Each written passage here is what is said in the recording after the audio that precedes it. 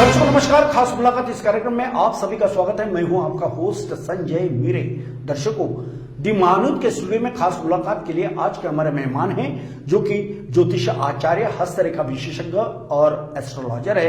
ऐसे श्रीकांत जी जादव साहब आज हमारे स्टूडियो में खास मुलाकात के लिए आए हुए हैं। श्रीकांत जी, कार्यक्रम की शुरुआत में मैं आपका बहुत स्वागत करता हूँ। नमस्कार। नमस्कार संजय जी। बिल्कुल। दर्शकों, खास मुलाकात की हमारी ये परंपराएं होती है कि हमारे आए हुए मेहमानों का हम परिचय करवा देते हैं। मैं ज्योतिष आचार्य, हस्तरेखा विशेषज्ञ और एस्ट्रोलॉजर श्रीकांत जी जादव साहब के बारे में मैं इतना ही कहना चाहता हूं कि सर, आप पिछले 30 वर्षों से बेहतरीन एस्ट्रोलॉजर में काम कर रहे हो और आपकी जो शिक्षा हुई है, आपने एमए तक हुई है। इतना नहीं तो आपने ज्योतिष शास्त्र में भी डॉक्टरेट किया है।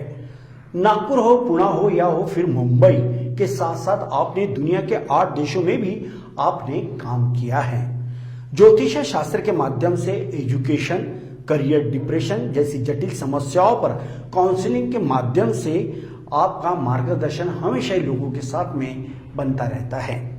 नागपुर के नरेंद्र नगर स्थित श्रीनगर कॉलोनी में आपका ऑफिस है। इतना नहीं तो मुंबई के बांद्रा अंधेरी में भी आपका ऑफिस है। फिल्म स्टार कोई भी हो, आपका मार्गदर्शन हमेशा लेते रहते हैं। और आप पशु प्रेमी भी हो श्रीकांत जी। समाज सेवा के कार्य से पिछले कई वर्षों से आप जुड़े हुए हो। यदि मैं कोरोना के कार्यकाल के बारे में बात करूं तो दर्शकों, कोरोना के कार्यकाल में आज के हमारे मेहमान श्रीकांत जी जादव, इन्होंने बेहतरीन और काफी सराहनीय काम किया है।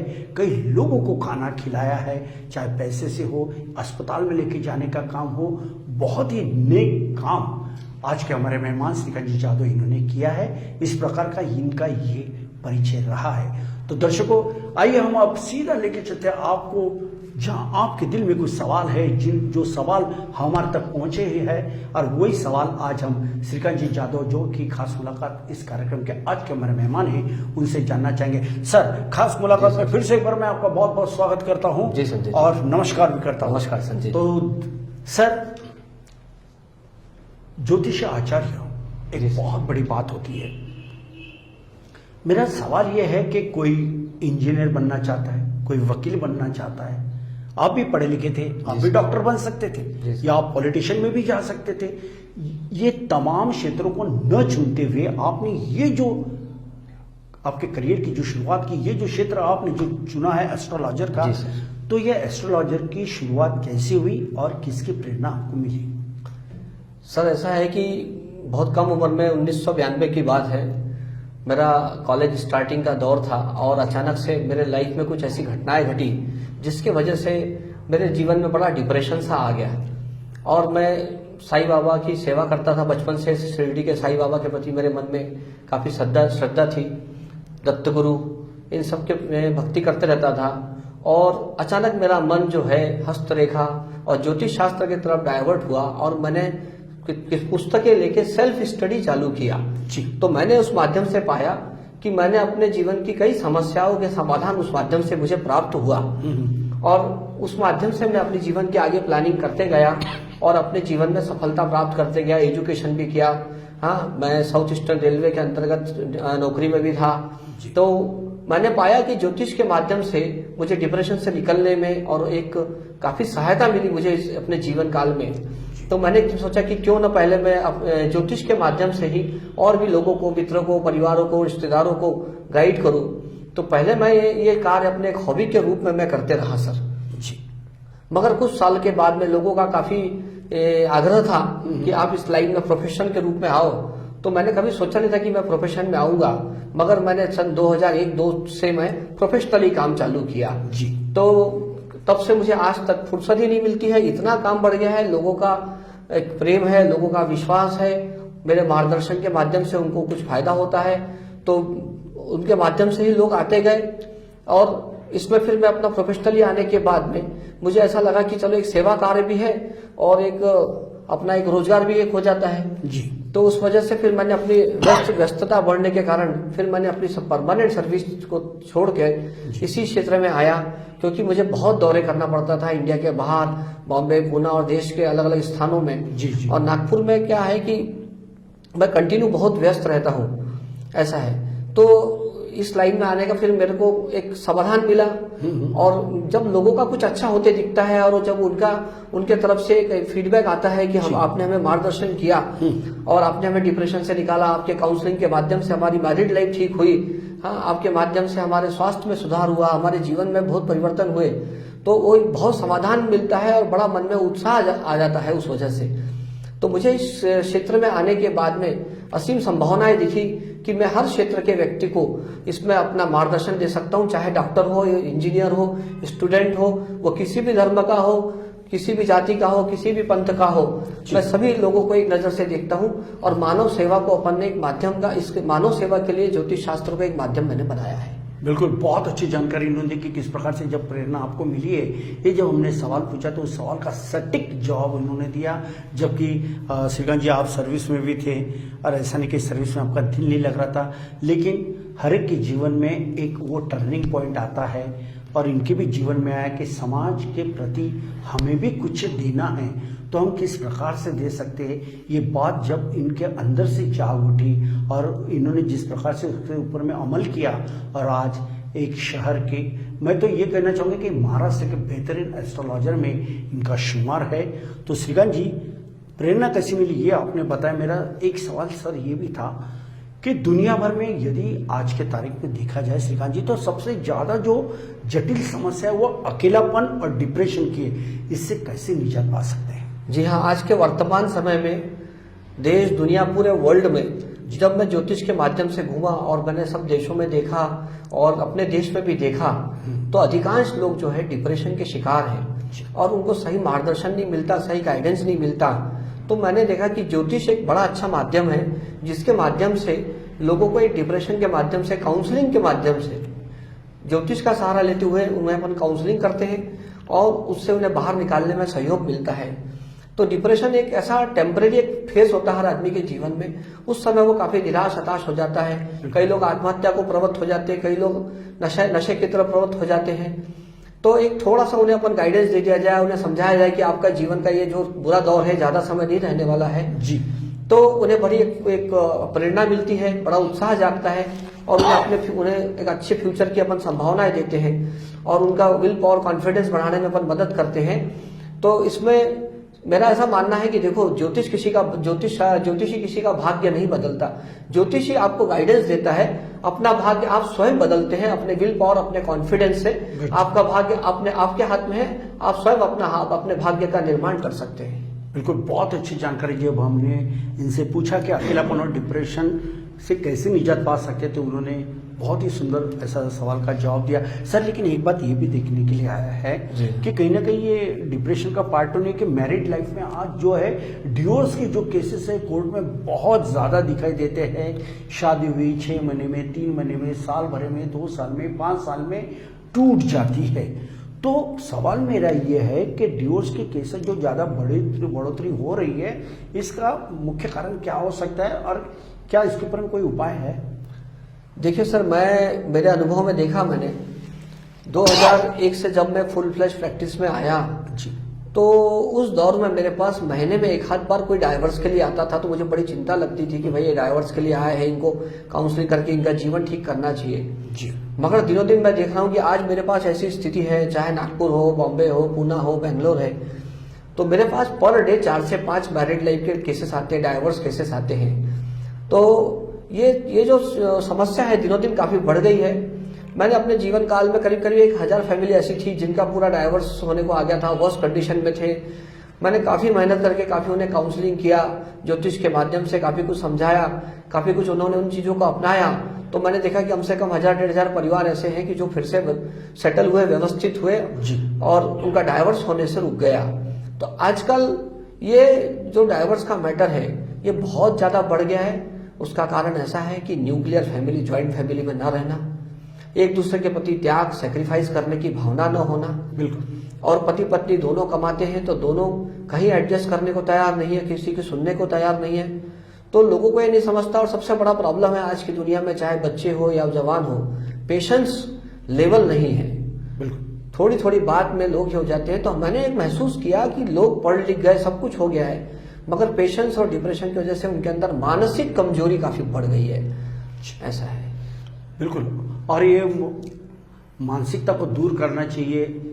और इस प्रकार के तब कहीं जाके ये जो तलाक के जो कामकाज हो रहे हैं, बहुत जो घटना हो रही है वो नहीं हो पाएंगी, क्योंकि म्यूचुअल अंडरस्टैंडिंग होना बेहद जरूरी है। आज ऐसे भी श्रीकांत जी देखने में आया है कि चाहे पति हो या पत्नी हो, दोनों बड़े वेल क्वालिफाइड रहते हैं, तो कहीं ना कहीं वो भी ईगो कहीं ना कहीं आता जी है। हाँ, ये तो ईगो तो एक सबसे बड़ी चीज है ही, क्योंकि सेक्रीफाइस करने का ये नहीं है।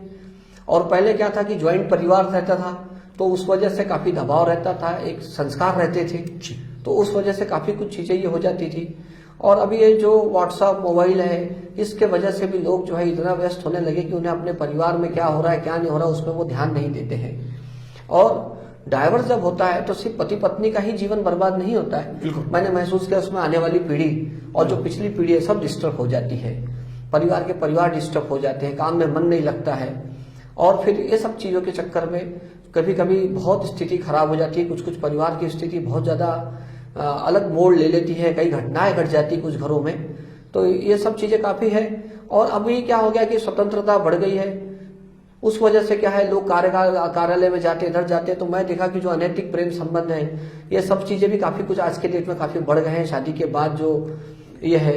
और अभी एक नया चलन चल रहा है लिव इन रिलेशनशिप, तो हमने देखा कि काफी लोग हमारे पास आते हैं और जो 5-6 साल एक साथ रहते हैं, एक ऑफिस में काम करते हैं, एक रूम में रहते हैं, उसके बाद वो 5-6 साल के बाद शादी करने का विचार करते हैं, और शादी करने के बाद 6 महीने साल भर के बाद वो डाइवर्स के बारे में सोचते हैं। तो हमारा कहना था कि जब आप इतने पढ़े लिखे हो, आप 5-6 साल आपने साथ में रहे, तब आपने एक दूसरे को क्या जाना, आप शादी के 6 महीने नहीं होते आप डाइवर्स ले लेते हो। तो इस तरीके की ये चीजें जो आ रही है जीवन में, ये ठीक नहीं है और ये अपने समाज के लिए बहुत घातक होने वाली आने वाले समय में। समय रहते सब चीजें ठीक होना चाहिए, इसके लिए हम प्रयास करते हैं और भी लोगों को हम बोलते हैं कि भाई ये सब चीजों के लिए प्रयास करो और ऐसा वातावरण घर और अपने ऑफिस में हो कि जिससे सबके परिवार अच्छे से रहे। परिवार अच्छा रहेगा तो बच्चे अच्छे होंगे, आने वाली पीढ़ी, अपनी जनरेशन, अपना देश खुशहाल होगा। बहुत ही अच्छी जानकारी आपने दिया सर। आपके ये मार्गदर्शन इसे कहा जाए या जानकारी कहा जाए, ये सुनने के बाद आज के तारीख में जो लोग संबंध टूटने की जो कगार पे है, उनके संबंध फिर से जुड़ जाएंगे, वे अच्छा अपना जीवन यापन कर सकते हैं। सर मेरा एक सवाल ये भी था कि कई लोग अलग अलग रोगों से पीड़ित दिखाई देते हैं, हर घर में आज कोई ना कोई पेशेंट दिखाई देता है, इसकी क्या वजह हो सकती है? हाँ सर, ये तो मैंने भी देखा हूँ पिछले कुछ 10-15 सालों में, जितने पहले 15-20 सालों पहले इतनी ज्यादा बीमारियां नहीं थी, मगर अभी इतने में जो भी व्यक्ति आता है वो बोलता है कि मुझे ये तकलीफ है, मुझे वो तकलीफ है जी। तो मेरा तो सबसे पहले उनको गाइडेंस रहता है कि आप अपने किसी योग्य डॉक्टर के पास में जाइए और अच्छे डॉक्टर से आप अपना चिकित्सा इलाज कराइए। तो मगर मैंने देखा उसका मुख्य कारण मेरे को ऐसा दिख रहा है कि अव्यवस्थित दिनचर्या जी, काम का समय बदल गया, नाइट ड्यूटी हो गई है, काम का टाइम बदल गया, रात को नींद का ये हो गया है, लोगों की कई शहरों में नाइट लाइफ काफी है, लोग 12-1 बजे सोते हैं, और उल्टा सीधा खाना पीना ये सबसे बड़ा कारण है। तो मैं देख रहा हूँ कि बीपी, शुगर, ब्लड प्रेशर, इस तरह की तमाम बीमारियां आ रही है। तो मेरा ऐसा मानना है कि डिप्रेशन जब व्यक्ति को आता है, तो डिप्रेशन में जो व्यक्ति रहता है तो उसके मन में तरह तरह के विचार आते हैं, अकेलापन रहता है, और वो जब बहुत ज्यादा सोचता है किसी बात को लेके, बहुत गहराई से एक बात को डिप्रेशन में सोचता है या उसके जीवन में कोई दुख का कारण होता है, तो उस समय में डिप्रेशन में रहने की वजह से इंसान के शरीर में कई तरीके की बीमारियां प्रवेश कर जाती है। तो मेरा ऐसा कहना है कि इन सब से अगर आपको बचना है तो आपने कैसे भी करके अपने जीवन में योगा अपनाना चाहिए, थोड़ी एक्सरसाइज करना चाहिए, चाहे सुबह हो चाहे शाम हो, 10, 15, 20, 25 मिनट भी अगर आपने योगा को अपनाया। और हमारे शास्त्र में कुछ ऐसी चीजें हैं, सूर्य देवता की पूजा है, सूर्य को जल चढ़ाना है, ऐसी कुछ चीजें हैं, ऐसी बहुत सारी चीजें हैं जिसको अगर आपने अपनाया तो आपका शरीर स्वास्थ्य अच्छा रह सकता है और अपना एक अच्छा जीवन जी सकते हैं, खुशहाली पूर्ण जीवन जी सकते हैं। और आपका शरीर अच्छा रहेगा, डिप्रेशन नहीं रहेगा, तो आपके हर काम में आपकी एक्यूरेसी बहुत अच्छी होगी। आज हम भी 14-15 घंटे काम करते हैं, तो हम योगा को अपनाए हैं, साइकिलिंग करते हैं, एक्सरसाइज करते हैं और लोगों की सेवा करते हैं, तो उससे मन में एक बड़ी प्रसन्नता आती है। उस वजह से हमें दिन रात काम करने की एक एनर्जी बनी रहती है। बिल्कुल बिल्कुल, और ये एनर्जी ऐसी बरकरार रहे, क्योंकि बहुत अभी भी कामकाज आपको करना है। ये तो आपके काम के एक ट्रेलर है, आपको पिक्चर भी बाकी और बहुत कामकाज करना है। तो दर्शकों, इसमें कोई दो राय नहीं कि कई लोग ऐसे होते हैं कि जो अपने घरों में देर रात तक जागते हैं और सुबह जल्दी नहीं उठते। रात 12 के बाद में ही उनकी नींद का दुश्मन कोई होता है तो वो होता है व्हाट्सअप, चैटिंग या मोबाइल देखना। और उसकी जो किरणें होती है वो जो आंखों में जाती है, उससे भी कहीं ना कहीं ट्रबल्स आते हैं, प्रॉब्लम्स आते हैं। और जो नींद का समय होता है वो नींद पूरी तरह से टूट जाती है और उन्हें रात भर नींद नहीं आती, जिसके चलते उनका मस्तिष्क खराब हो जाता है। इस ओर भी ध्यान देना जरूरी है। यदि आपको सोना है रात को तो मोबाइल दूर करके अलग अपने से रख दिया जाए, तब सोए। और रात को जब सोने का समय हो तो कोई भी हो, किसी का भी ना मैसेज देखे, ना किसी का रिप्लाई ले, ना किसी को रिप्लाई दे। मोबाइल को दूर रखें। जब मोबाइल को दूर रखेंगे तब हमें रात की सुकून के साथ नींद हो सकेंगी। और रात को यदि हमारी नींद होती है तो सुबह हमें जो एनर्जी मिलती है वो अद्भुत होती है। और सर, ऐसे भी कहा जाता है कि सूरज उगने से पहले में जो लोग उठते हैं, ये एक सही समय जागने का होता है। इसके बारे में क्या कहना चाहोगे? जी सर, बिल्कुल जरूर सर। सुबह की जो एक अपना एक वातावरण रहता है ऑक्सीजन का बोलो, और अपने धर्म ग्रंथों में कहा है कि सूर्योदय के पहले उठने से एक अच्छा स्वास्थ्य प्राप्त होता है, मन में शांति प्राप्त होती है। और सुबह का टाइम ध्यान, मेडिटेशन, योगा का टाइम है सर। हमारे ज्योतिष शास्त्र में भी इस चीज पे बड़ा जोर, अपने धर्म ग्रंथों में भी जोर दिया गया कि सुबह उठ के योगा, प्राणायाम ये सब किया जाए तो इससे काफी फर्क पड़ता है। और सूर्योदय के पहले उठना एक अच्छे स्वास्थ्य की निशानी है। और एक बार ये आदत अगर आपको लग गई तो आप जीवन भर ये आदत अपनी बनी रहती है, तो इससे आपको स्वस्थ रहने में काफी सहयोग मिलेगा। हमारे ज्योतिष शास्त्र में तो सूर्योदय के पहले उठना, सूर्य की पूजा करना, सूर्य को जल देना, ये सब चीजें, ब्रह्म मुहूर्त में ध्यान, मेडिटेशन करना, मंत्र का जाप करना, मंत्र अनुष्ठान, मंत्रों का जाप करना, ये सब चीजें बताया गया है। क्योंकि वो एक मुहूर्त ऐसा होता है सुबह का कि वो बहुत पॉजिटिव वेव्स रहते हैं उस टाइम पे, एक असीम शांति रहती है, एक शुद्ध वातावरण रहता है। तो ये सब चीजों में बड़ा सहयोगी हो जाता है ये सब चीजें। सर, एक सवाल मेरा ये था, कुछ अभिभावकों की ओर से मुझे एक सवाल आया था कि संजय जी, यदि आपके स्टूडियो में ज्योतिष आचार्य, एस्ट्रोलॉजर, विशेषज्ञ यदि श्रीकांत जी जादव साहब है तो उन्हें एक सवाल जरूर पूछना था। उन्हीं का मैं सवाल आपको दोहरा रहा हूँ। जी संजय जी। सर, 10वीं पास होने के बाद कई विद्यार्थी या उनके अभिभावक कंफ्यूज की स्थिति में होते हैं कि बच्चों के शिक्षा का भविष्य क्या होगा, क्या कहें? जी संजय जी, ये बात तो सही है कि मेरे पास 10th के रिजल्ट के बाद, 12th के बाद में काफी अभिभावक आते हैं। 10th क्लास पास होने के बावजूद कई बच्चे ऐसे रहते हैं कि जिन्हें पता ही नहीं रहता है कि हमने कौन सी फील्ड में जाना, इंजीनियरिंग में जाना कि मेडिकल में जाना।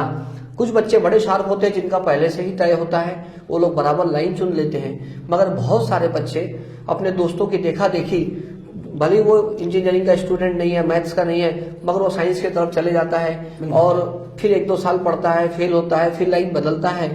तो बहुत सारे स्टूडेंट्स में और उनके पेरेंट्स को ये समझता नहीं है कि उसे किस लाइन में देना, या कई बार बच्चों को मैच्योरिटी भी नहीं आती है। तो ज्योतिष शास्त्र एक हमारा प्राचीन शास्त्र है अपने हिंदू धर्म का, आज 5000 साल पुराना ये शास्त्र है। तो जो भी शास्त्र के माध्यम से हमें थोड़ा बहुत उसमें जो गाइडेंस मिलता है कि भाई कौन से ग्रह के हिसाब से इस व्यक्ति के अंदर में इसकी कुंडली देखते हुए इसमें क्या योग्यता है, इसकी क्या क्वालिटी है, तो हम उसकी क्वालिटी, उसकी जो योग्यता है वो एनालिसिस करते हैं ग्रहों के माध्यम से कि उसकी पर्सनालिटी किस ओर जा रही है, डिफेंस में जाएगा ये, या मिलिट्री में जाएगा, या मेडिकल में जाएगा, या अध्यात्म की ओर जाएगा, या उसके कौन कौन से सब्जेक्ट उसको रिसर्च वाले हैं या किस में सूट होते हैं। वैसे हम उसकी पर्सनालिटी देखते हुए, उसकी फेस रीडिंग, उसकी हस्तरेखा देखते हुए, उसकी कुंडली देखते हुए हम उसे 4-5 ऐसी लाइन बताते हैं कि तुम्हें कौन कौन सी लाइन सूट होगी, उसमें तुम्हारे जाने से ये होगा। तो मैंने पाया अपने जीवन काल में कि बहुत सारे लोगों को मैंने जब गाइड किया तो उन्होंने सोचा भी नहीं था। मैंने कई लोगों को मेडिकल के लिए प्रेरित किया है, कई लोगों को इंजीनियरिंग के लिए किया, किसी को सीए के लिए प्रेरित किया, जबकि उनकी इच्छा नहीं थी। जब मैंने उन्हें बताया वो कन्विंस हुए, मैंने उनकी योग्यता बताया कुंडली के देखते हुए कि उनके अंदर उनका स्वभाव कैसा है, उनकी योग्यता क्या है, तो उनकी अच्छी अच्छी क्वालिटी हम बताते हैं। तो उन्होंने जब वो सब चीजें अपनाई तो वो जीवन में सफल हुए, और उन्होंने मेरे पास और भी लोगों को ऐसा भेजते रहे। जब उनको अच्छे रिजल्ट आए तो उन्होंने काफी लोगों को मेरे पास भेजे। तो 10th-12th के समय मेरे पास काफी स्टूडेंट आते और मैं एक अच्छा गाइडेंस देने की उन्हें मैं ये करता हूँ, कोशिश करता हूँ। तो मैंने देखा कि ज्योतिष शास्त्र बहुत उपयोगी शास्त्र है, ये सब चीजों में मार्गदर्शन के लिए ऐसा है। और बच्चों में एक अच्छा विषय नहीं, सब्जेक्ट परफेक्ट सब्जेक्ट नहीं ले पाने के कारण भी फिर पढ़ाई में मन नहीं लगता है या डिप्रेशन आता है। तो मैंने आजमाया कि उन्हें मैं बताता हूँ कि भाई आप डिप्रेशन में रहो मत, ये एक टेम्पररी समस्या है, ये एक समय, एक टेम्पररी काल है, इतना समय आप जाने दो, थोड़ा सा पेशेंस रखो, थोड़ा धैर्य रखो। उनका विल पावर बढ़ाते हैं हम अलग अलग चीजों से। कभी कभी हम उनको कुछ संस्कृत के श्लोक पढ़ने बोलते हैं। आप मेरी तरफ देख सकते हो। जी हाँ, हाँ, संस्कृत के श्लोक पढ़ने बोलते हैं हम हाँ, और कुछ कुछ अपने ऐसे स्तोत्र है अध्यात्म में, जिसके वजह से भी उन्हें एक फर्क पड़ता है। बिल्कुल बिल्कुल, बहुत अच्छी जानकारी आपने दी। सर मेरा एक सवाल ये भी था, तो ये सवाल तो वैसा हो चुका है, लेकिन मेरा उससे जुड़ा हुआ एक सवाल था कि अब तक के हजारों से ज्यादा परिवार को काउंसलिंग करके उनके बिगड़ते संबंधों को दूर करते हुए उनका मंगल मिलन आपने करवाया है। जी सर। क्या ये ज्योतिष शास्त्र के अनुसार हुआ है? क्या ये हस्तरेखाएं देखी जाती है? कौन से बातों को लेके ये सब काम किया जाता है? देखो, एक ही चीज कारणीभूत नहीं होती है, बहुत सारी चीजें होते हैं। हम तो कभी कुंडली के कुछ ग्रह होते हैं, जी हाँ, कुंडली के ग्रह होते हैं, उसमें हम मार्गदर्शन करते हैं कि भाई आपके ग्रह ऐसे ऐसा है, ये समय ऐसा है, तो कभी कभी इसके वजह से भी थोड़ा सा ये होता है। और दूसरा, एक ही कारण नहीं होता है, बहुत सारे कारण ऐसे होते हैं। हाँ, किसी की मैरिड लाइफ डिस्टर्ब होने को, जैसे मैं बोला ना कि आज के समय वर्तमान युग में पेशेंस नहीं है, धैर्य नहीं रहता है लोगों के अंदर में, और व्यस्त लाइफ और पैसा कमाने की एक जो होड़ लगी हुई है आज के जमाने में, लोग समाधान ही नहीं है। कम पैसा कमा के पैसे कमाने के चक्कर में लोग बच्चों की तरफ नेग्लिजेंसी करते, घर परिवार की तरफ, आपसी संबंध की तरफ नेग्लिजेंसी करते, उसमें आपस में प्रेम सहयोग काफी कम हो जाता है। तो ज्योतिष के माध्यम से भी बताते हैं और अध्यात्म के माध्यम से भी हम लोगों को गाइड करते हैं। तो मैंने ऐसे बहुत सारे लोग देखा हूं कि किसी किसी के कुंडली के ग्रह कुछ चलो ठीक नहीं थे, फिर भी ये नहीं थे, मगर उनका जीवन बड़ा अच्छा बीता। तो उसमें मैंने जब पाया कि वो लोग कुछ आध्यात्मिक लाइन में थे, कुछ सेवा कार्य में थे, कुछ नैतिक लेवल पे उनका स्तर अच्छा था, चारित्रिक स्तर अच्छा था, घर परिवार का उनका सहयोग अच्छा था, संस्कार अच्छे थे, तो मैंने देखा कि कुछ लोग जब अध्यात्म में बहुत अच्छे से रहते हैं तो उनके अंदर में एक संस्कार डेवलप होते हैं। तो मान लो उनके कुंडली में कोई दोष है, उनके स्वभाव में दोष है, तो वो सब दोष उनके संस्कार और अच्छे जो अध्यात्म के गुण हैं जब अपनाते हैं तो उनके जो दोष ढक जाते हैं और वो अपने जीवन को बहुत सुंदर तरीके से जीवन व्यतीत करते हैं। तो सारी चीजें मिलके ही एक आदमी का जीवन बनता है। सिर्फ एक कुंडली के माध्यम से ही नहीं बोलेंगे अपन, सभी चीजें उसमें सहयोगी होती है। बिल्कुल बिल्कुल जी सर। ऐसे कहा जाता है कि रक्तदान सबसे सर्वश्रेष्ठ दान है, या किसी के कामकाज हो तो उसे भी वो दान की श्रेणी में आता है। जिसके कामकाज और किसी का अच्छा होता है तो उसको भी दान कहा जाता है। लेकिन दान में दान अन्नदान को श्रेष्ठ कहा जाता है। और जब कोरोना कार्यकाल की बात करें, हमने तो आंखों से आपको देखा है कि आपने हजारों से भी ज्यादा लोगों को खुद के पैसे से अनाज ला ला के आपने जो बांटा है, कितना आनंद आ रहा था उस समय में लोगों की सेवा करते हुए। और अन्नदान को श्रेष्ठ दान क्यों कहा जाता है? देखो, ऐसा है कि हमारे शास्त्र, संजय जी, ऐसा है कि हमारे शास्त्र में प्राचीन काल से साधु संतों ने और धर्म ग्रंथों में कलयुग में अन्नदान को सर्वश्रेष्ठ कहा गया है। जी हाँ, क्योंकि आज के समय में कैसा है कि लोगों के पास टाइम नहीं है कि बहुत पूजा पाठ, ध्यान, जप तप करें। तो मैं लोगों को प्रेरणा देता हूँ कि अन्नदान करें। दीन दुखी है, गरीब लोग है, अनाथ लोग है, जिसको भोजन नहीं मिलता, खाने नहीं मिलता, चाहे वो व्यक्ति हो चाहे पशु हो, तो जब आप उसको पेट भर तृप्तिपूर्व भोजन देते हो और उसकी मन और आत्मा शांत होती है संजय जी, तो वह आदमी दिल से दुआ देता है और अपने को भी एक समाधान मिलता है। तो प्राचीन समय से ही शास्त्रों में अन्नदान को काफी महत्व दिया गया है। तो मैं वैसे भी अन्नदान शुरू से करता ही रहा हूँ, किसी न किसी रूप में हर महीने मेरा चालू रहता है। बस जब कोरोना काल का समय आया तो मैंने देखा कि काफी गरीब लोग थे जिनको खाने नहीं मिल रहा, कुछ लोग प्रवास कर रहे थे, पैदल जा रहे थे। तो मैंने अपने मित्रों के साथ और जगह जगह हमने अन्नदान का प्रोग्राम चलाया, 2-2.5 साल ये सब चीजें चलाई। तो ये एक हमारा कर्तव्य है समाज के लिए कि भाई अपन ने सब चीजें करना चाहिए। इसके साथ साथ मैं अन्नदान के लिए भी लोगों को प्रेरित करता हूँ और बहुत सारे लोग ऐसे जो संपन्न लोग हैं उन्हें मैं बोलता हूँ कि भाई समाज में कुछ गरीब तबके के लोग हैं जिनके बच्चों को पढ़ाई के लिए पैसा नहीं है, किताबें नहीं है, कुछ अनाथ है, कुछ गरीब है, कुछ आदिवासी क्षेत्रों में लोग हैं, तो मैं लोगों को प्रेरित करता रहूँ कि आप इस तरीके से अपना पुस्तकें दान करो, विद्या दान करो, उनकी पढ़ाई की व्यवस्था करो। तो मैं ज्योतिष के माध्यम से इस तरीके के दान करने के लिए लोगों को प्रेरित करता हूँ। और मेरे इस प्रयास को लोगों ने भी काफी सराहा है और इस माध्यम से किसी का भला भी होता है और समाज के लिए उपयोगी कार्य हो जाता है। बिल्कुल बिल्कुल जी। अनुदान का कितना बड़ा महत्व होता है इस बारे इस बात को लेकर उन्होंने काफी अच्छे सवाल का जानकारी दिया। सर, जहाँ आध्यात्मिक की बात आती तो आध्यात्मिकता की और लोगों का आज के तारीख में रुझान बहुत ज्यादा बढ़ा है, क्या कहना चाहोगे? संजय जी देखिए, ऐसा है, मैंने एक आजमाया हूं कि पिछले कुछ सालों में अध्यात्म एक फैशन की तरह बन गया है जी। आज से 40-50 साल पहले इतने लोग आध्यात्मिक नहीं थे, मगर लोग सेवा भावी सरल हृदय के लोग थे, जो बुजुर्ग लोग थे, लोगों की सेवा करना, एक अच्छा सात्विक जीवन जीना, तो उन्हें बहुत अध्यात्म की जरूरत नहीं थी। मगर आज के तनाव भरी जिंदगी में लोग उल्टे सीधे कार्य करते मैं देखा हूं, क्लब जाएंगे, डिस्को जाएंगे, नाइट लाइफ की करेंगे, नाइट लाइफ वाली पार्टियां जिएंगे और लाइफ स्टाइल को पूरा उन्होंने खराब करके रखा है। और जब उन्हें शांति नहीं मिलती तो वो कुछ 8-10-15 दिन के लिए किसी गुरु के आश्रम में जाते हैं, 8-10 दिन वहां रहते हैं और वहां से लौट के मुझे बोलते हैं कि भाई मुझे शक्तिपात हो गया, मेरी कुंडली जागृत हो गई।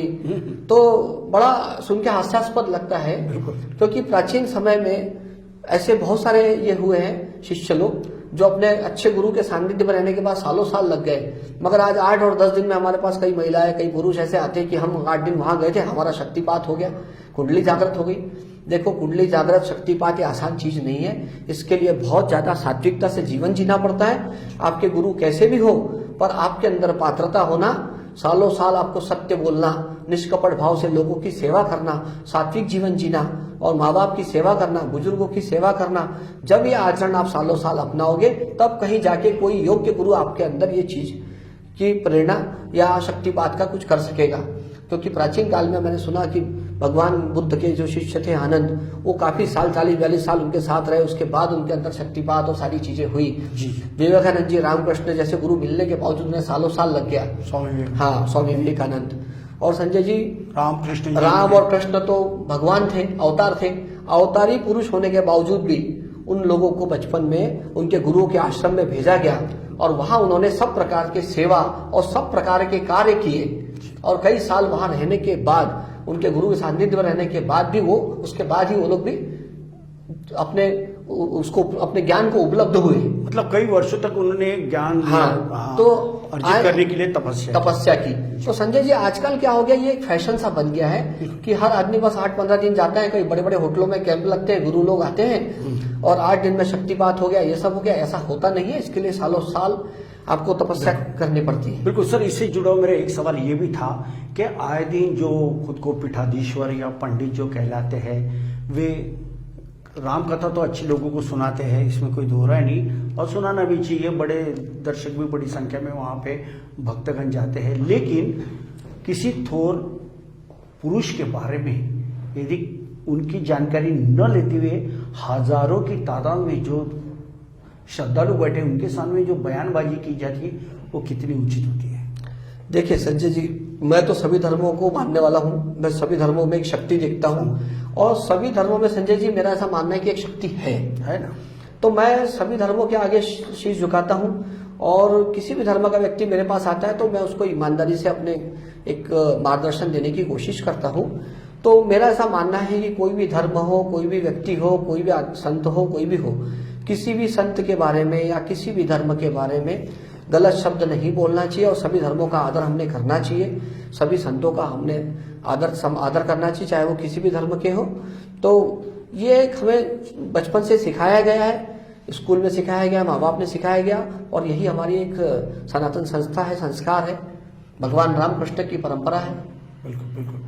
और महाराष्ट्र की यदि बात करें तो महाराष्ट्र सूफी संतों की भूमि है, ऐसे कहा जाता है, वो कोई गलत नहीं है, क्योंकि इसी महाराष्ट्र में कई ऐसे सूफी और संत हो चुके हैं, हो गए हैं कि जो आज शरीर से भले न हो बल्कि उनके जो अच्छे विचार है वे आज भी पूरे लोगों तक पहुंचे हुए हैं, लोग उसका पालन भी कर रहे हैं। इसलिए चाहे कोई भी किसी भी धर्म का कोई बड़ा व्यक्ति क्यों न हो, किसी थोर पुरुष या संत महात्मा के बारे में जब भी आप बात करो तो उनके बारे में पूरी पढ़ाई करके बात करना चाहिए, वरना आप लोगों को हंसाने के लिए या लोगों का दिल रखने के लिए बात जरूर करते हो, लेकिन उसके बारे में लोगों में रोष व्याप्त होता है। ऐसा नहीं होना चाहिए, क्योंकि ये राज्य, ये महाराष्ट्र सूफी संतों की भूमि है, ये भी नहीं भूलना चाहिए। सवाल मेरा इस प्रकार का है, सर, जीवन में यदि किसी को कोई गुरु बनाना हो तो कैसे बनाया जा सकता है, क्या देखा जाए? देखो, गुरु मिलना, जैसे संजय जी जैसा है कि हर व्यक्ति के जीवन में गुरु की आवश्यकता जरूर है जी, क्योंकि जीवन इतना सादा सिंपल नहीं है, अध्यात्म का मार्ग इतना सिंपल नहीं है।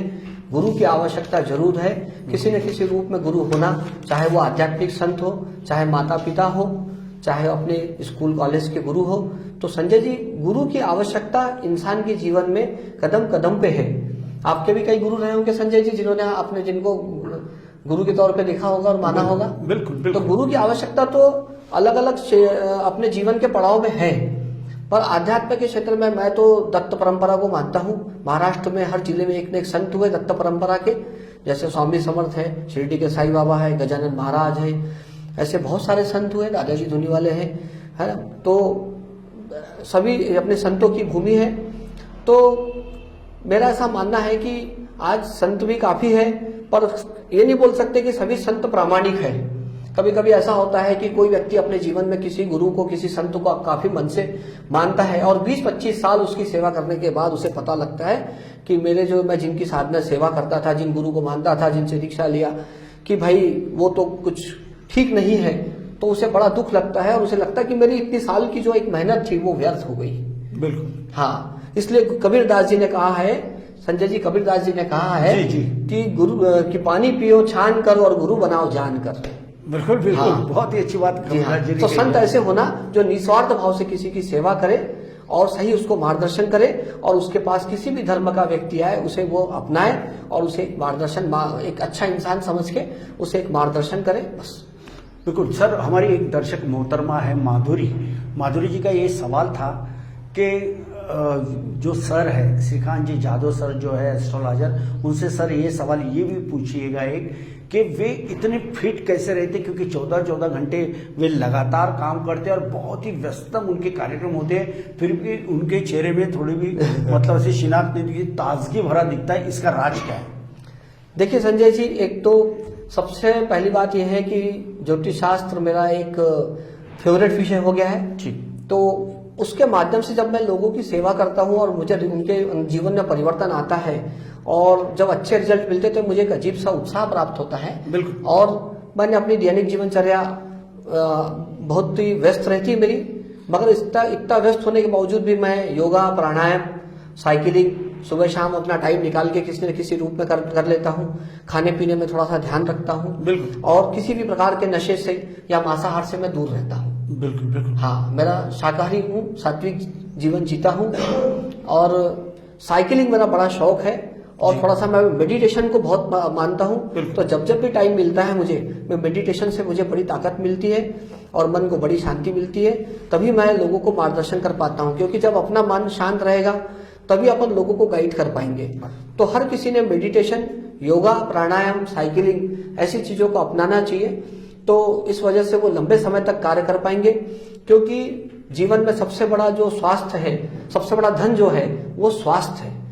धन से ज्यादा स्वास्थ्य जरूरी है। अगर आपका स्वास्थ्य अच्छा है तो ही आप लंबे समय तक कार्य कर पाएंगे। इसलिए हेल्थ इज वेल्थ कहा हेल्थ है। Is wealth Sanjay ji. बिल्कुल। हाँ। जिसे मराठी में आरोग्य ही तो संपदा। बिल्कुल संजय जी। बिल्कुल। काफी अच्छी जानकारी। माधुरी जी, आपके सवाल हमने पूछा था, आपके सवाल का उन्होंने सटीक जवाब भी दे दिया। श्रीकांत जी, एक सवाल मेरा ये भी था कि अब तक के आपने 1, 2, 3, 4 सैकड़ों, हजार, लाखों नहीं बल्कि 22 लाख के आसपास कुंडलियां आप देख चुके हो, और इतने नहीं तो 5000 से भी ज्यादा वास्तु विजिट कर चुके हो। कैसा लग रहा है आपको? अच्छा लगता है संजय जी। जब ये शुरुआत किया था तो कभी सोचा नहीं था। पहले रोज 2-4 हफ्ते में 2-4 लोगों को दिखता, बताता, गाइड करता था, हॉबी जैसा था। बिल्कुल। फिर बाद में ये हॉबी बढ़ते गई। तो मैं दिन में 12 से 14 घंटे काम किया। रोज में आज भी 12 से 14 घंटे, 10 से 12 घंटे मैं कंटिन्यू क्लाइंट के साथ मिलता हूँ, बात करता हूँ। उसके बाद मेरा सेकंड राउंड रात को 9 के बाद मैं रात को 1 बजे तक ऑनलाइन काम करता हूँ। तो इस तरीके से मेरे 14 घंटे की वर्किंग हो जाती है। तो मैंने कभी सोचा नहीं था कि इतनी ज्यादा कुंडलियां मैं देख पाऊंगा अपने जीवन में। जी। तो बड़ा अच्छा लगता है, विभिन्न तरह के लोगों से मिलो, उनकी समस्याएं देखो, तो अपन सोच भी नहीं सकते कि किसी के जीवन में इतनी ज्यादा समस्याएं हो सकती है, इतने विभिन्न प्रकार की समस्याएं जीवन में हो सकती है। तो वो देखने में, स्टडी करने में एक अनुभव आता है, एक नॉलेज अच्छा आता है, अलग अलग लोगों से मिलना होता है, तो कई बार अपने को लोगों से भी काफी सीखने मिलता है और लोगों से भी प्रेरणा मिलती है। तो एक अच्छा लगता है कि जीवन में काफी एक अच्छा कार्य मुझे करने मिला है और मैं अपने आप को खुशनसीब समझता हूँ कि भगवान ने मुझे ये प्रेरणा दिया इस लाइन में आने के लिए। और आज तो आप देख ही रहे हो कि ज्योतिष शास्त्र के को मानने वाले काफी लोग बढ़ गए हैं और ज्योतिष शास्त्र एक अच्छा विषय है। इसके माध्यम से अगर आप सही तरीके से लोगों को गाइडेंस दे, मार्गदर्शन दे, तो उनके जीवन में परिवर्तन आ सकता है। मैं फिर आपको एक बात बोलूंगा कि ज्योतिष आपका भाग्य नहीं बदलता, ज्योतिष आपको सिर्फ मार्गदर्शन कर सकता है। ज्योतिष शास्त्र ग्रहों का संकेत है, ग्रह आपको संकेत देते हैं और आपका जीवन आपको ही बदलना है। आपका विल पावर, आपका कॉन्फिडेंस, तो आपको ही मेहनत करनी है। ज्योतिष सिर्फ आपको मार्गदर्शन देके गाइडेंस दे सकता है, बस। आपके जीवन के भविष्य के निर्माता आप ही हैं। बिल्कुल, बहुत अच्छी जानकारी आपने दिया है कि आपके भविष्य का गुरु आप स्वयं ही हो। अपने अंदर में झांक के देखना चाहिए और उसके ऊपर में अमल करना चाहिए, तो यकीनन कोई भी पीड़ा, कोई भी बाधा उत्पन्न या भटक भी नहीं सकती है। क्योंकि यदि हमारा मन मजबूत रहे, हमारी काया, हमारा शरीर मजबूत रहे, तो कोई छू भी नहीं सकता और हम अच्छे से रह सकते हैं। सर, जाते जाते खास मुलाकात इस कार्यक्रम का आज का आखिरी का सवाल ये है कि श्रीकांत जी, इस समय में तमाम लाखों दर्शक दी महान्यूज के आपको गौर से देख भी रहे और सुन भी रहे, जी सर। क्या मार्गदर्शन करना चाहोगे आप श्रीकांत जी? मार्गदर्शन मैं यही करूंगा कि भाई आपके आसपास जीवन में जो भी लोग हैं, अगर आप उनको किसी भी प्रकार से मदद पहुंचा सकते हो, किसी भी रूप में, चाहे धन से, चाहे मन से, चाहे आप उसको मार्गदर्शन से, चाहे किसी भी रूप में आए, चाहे कोई बीमार है उसकी सेवा करके, आप ये जरूर करें अपने जीवन में थोड़ा सा भी टाइम निकाल के। जब आप लोगों की सेवा करते हैं किसी भी रूप में, तो ये कुदरत के कार्य में सेवा करना होता है। और जब आप कुदरत के कार्य में मदद करते हैं तो कुदरत आपकी अपने आप मदद करता है और आप आपके जीवन में एक सुंदर, आपके ये सब करने का प्रतिफल आपको अपने आप ही मिलेगा और आप अपने जीवन में खुशहाली को पाओगे, उन्नति को पाओगे, तरक्की को पाओगे। बिल्कुल बिल्कुल, तरक्की के और आपके कदम रह गया, ऐसा इनका कहना था। ये तो मेरा आखिरी का सवाल था, लेकिन एक सवाल और मेरे जहन में आ रहा है और वो भी दर्शकों का है कि सर, आज तक आपको कोई भी मीडिया में, कोई भी चैनल में देखा नहीं गया है, ना फेसबुक पे देखा गया है, ना इंस्टाग्राम में आपसे कोई देखा गया है, ना यूट्यूब में आपको देखा गया है, मगर आज महान्यूज के स्टूडियो में आपका आने का मन कैसे हुआ? जी संजय जी, ये बात तो है कि मैं काफी सालों से इस लाइन में हूँ, तो दिन इतना व्यस्त मेरा जाता था कि मैंने कभी कुछ सोचा ही नहीं। और काफी मेरे पास काफी लोग आए कि आप ये न्यूज चैनल में आओ, उसमें आओ, पेपर में लिखो, ये करो, पर मेरे पास एक तो व्यस्तता काफी थी, तो मैं इसमें आना नहीं चाहता था। तो लोगों ने मुझे काफी बोला कि आप सोशल मीडिया में आओ, ये करो, तो मैं बोला कि भाई आज मेरे पास इतना टाइम नहीं है। जी जी जी। तो मैं अगर सोशल मीडिया में, वैसे ही मैं व्यस्त हूँ और सोशल मीडिया में आऊंगा तो मैं लोगों को मेरे पास आने वाले लोग बढ़ जाएंगे, तो मैं उनको कैसे करूंगा? बिल्कुल, अभी भी बहुत लोगों का फ्लो आपके पास है। हाँ, बहुत फ्लो रहता है, 15 से 20 दिन मेरे पास वेटिंग रहते हैं। जी। तो मैं एक अकेला आदमी हूँ, मैं इतने लोगों को एक समय में गाइड नहीं कर पाता हूँ। पर अभी ऐसा लगता है कि सोशल मीडिया का युग है, सोशल मीडिया के माध्यम से देश विदेश में दूर दराज के लोगों से अपन कनेक्ट हो सकते हैं, ये समय की मांग है। और पिछले कुछ समय से मैं दी महान्यूज का खास मुलाकात प्रोग्राम है, दी महान्यूज देख रहा हूँ मैं चैनल में। संजय जी से हालांकि मेरी काफी पुरानी पहचान है, मेरे मित्र हैं। जी जी, बिल्कुल। और जब उन्होंने दी महान्यूज चालू किया तो मुझे उन्होंने जानकारी दी थी, मुझे काफी अच्छा भी लगा कि काफी अच्छा काम है। तो मैं रेगुलर इनकी न्यूज देखते रहता हूँ और मैंने देखा कि काफी पारदर्शिता के साथ और काफी अच्छे से वो सभी प्रकार की न्यूज कवर करते हैं, सभी प्रकार की न्यूज दिखाने की, समाज के सभी वर्गों का जो समस्या है वो उठाते रहते हैं। ये मेरे को बड़ा अच्छा लगता है, इसलिए मेरी भी इच्छा हुई कि चलो, आज संजय जी ने मुझे बोला तो मैंने चलो दी महान्यूज में जाने का मुझे अवसर प्राप्त हुआ। तो इसके लिए मैं संजय जी को तो दिल से धन्यवाद देता हूँ कि आज मुझे यहाँ आने का सौभाग्य प्राप्त हुआ। धन्यवाद धन्यवाद। तो दर्शकों, हमने तमाम बात की, लेकिन एक सवाल मैं इनसे बार बार मेरे मन में आ रहा था और ये खुद हमारा ही सवाल था। सर, आप नाम नहीं बताओगे, इसमें कोई दो राय नहीं, क्योंकि आपने हमें शुरू के दौर में बताया, क्योंकि आपके पास जो क्लाइंट के तौर पे जो एस्ट्रोलॉजर के इसमें जब आप जाते हो तो कोई हस्तरेखा हो या नवग्रह के खड़े हो, इसको लेके आपके पास राज्य के कई मंत्री भी आ रहे हैं, और इतने नहीं तो फिल्मों के जो दिग्गज है, जिन्हें सुपरस्टार, मेगा सुपरस्टार जो कहते हैं, मैं अभी किसी इसका नाम नहीं लूंगा क्योंकि आपने हमें थोड़ा मना ही किया था, लेकिन नाम न लेते हुए बताइए कि कलाकार जो होते हैं उनमें कैसा भावना होती है, और जो राजकीय जो लोग होते हैं, राजनेता, पूरे महाराष्ट्र के बोल रहा हूँ, आपके पास मैंने देखा हूँ, क्या कहना चाहोगे? ये मेरा आखिरी का सवाल। देखो संजय जी, कैसा है कि हमारा जो प्रोफेशन है ये बड़ा पर्सनल रखने वाला प्रोफेशन है। जब कोई हमसे मिलके जाता है, जो भी बात करता है, तो हम भूल के भी किसी से, अपने मित्र, अपने घर में, परिवार में कहीं किसी से हम बात नहीं कर पाते। इसी तरह मुझे अपने सारे क्लाइंट्स का जो डेटा है या उसकी जानकारी बड़ी गुप्त रखना पड़ता है। मैं फिल्म इंडस्ट्री में बड़े बड़े लोगों से मिलता हूँ, बड़े बड़े नेताओं से मिलता हूँ, हर समाज के हर वर्ग के लोगों से मिलता हूँ, बहुत बड़े बड़े फेमस हस्तियों से मिला हूँ मैं। मगर क्या होता है कि वो हमारा एक प्रोफेशन का एक ये रहता है कि हमको सीक्रेट रखना पड़ता है, प्राइवेसी उनकी मेंटेन करना पड़ता है।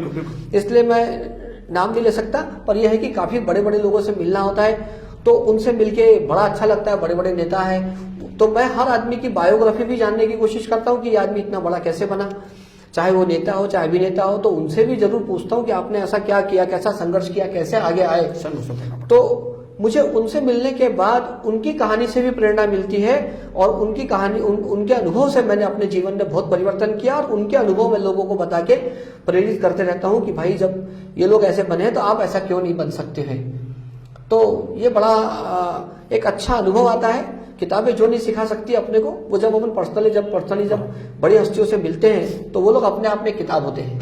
बिल्कुल बिल्कुल, अपने आप में किताब होते हैं, और यही जीवन की गाथा है। हम भी उन किताबों जैसे है, मगर किताब खुली होना चाहिए।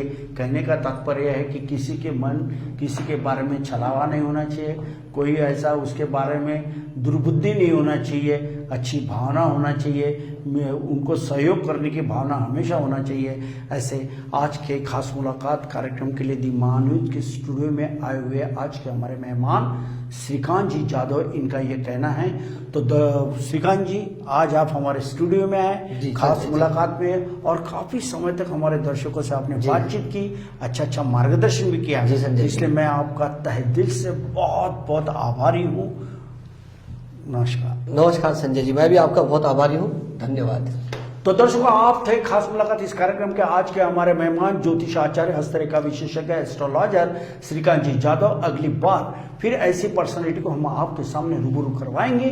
तब तक दीजिए मुझे इजाजत, और आप देखते रहिए आपका अपना पसंदीदा प्रोग्राम खास मुलाकात दी महान्यूज नागपुर। नमस्कार श्रीकांत जी। नमस्कार संजय जी।